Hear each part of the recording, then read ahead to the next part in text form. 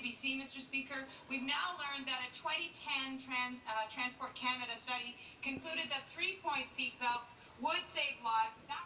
She's recently tabled a private member's bill at Queen's Park, legislation that would require the installation of seatbelts in all of Ontario's school bus fleet. And we counter support. There's new evidence that wasn't available. I know that the opposition will say, well, you were there all that time, why didn't you do it? The fact is, I didn't have the information. Now I have the information, I'm doing the thing that I can do. I hope that the government will take it up. This is not an issue that would create a partisan rift.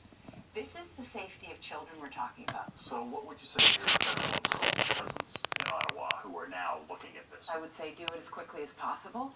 I think that Ontario can move ahead on its own, but the fact is that we've got 12 other provinces and territories that need to have the same support and the same standard. We need a standard across the country. And that point was underlined only last week in Alberta.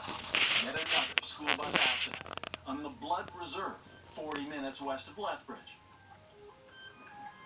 Lacey Eagle Plume's daughters were on that bus. Her oldest, flung out of her seat, suffered a head injury and crushed her shoulder. Her youngest broke her ribs.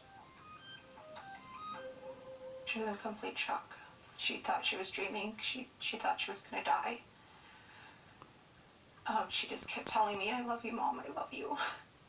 Once again, there were, of course, no seatbelts on that school bus.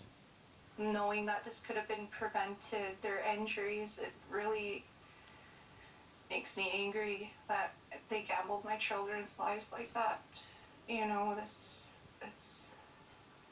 It's very upsetting to know that they know and haven't done anything about it yet. After our first story aired, Federal Transport Minister Mark Garneau ordered a review of Transport Canada's no seatbelt policy for school buses. As quickly as possible, he said. That was 6 weeks ago. Canadians are still waiting.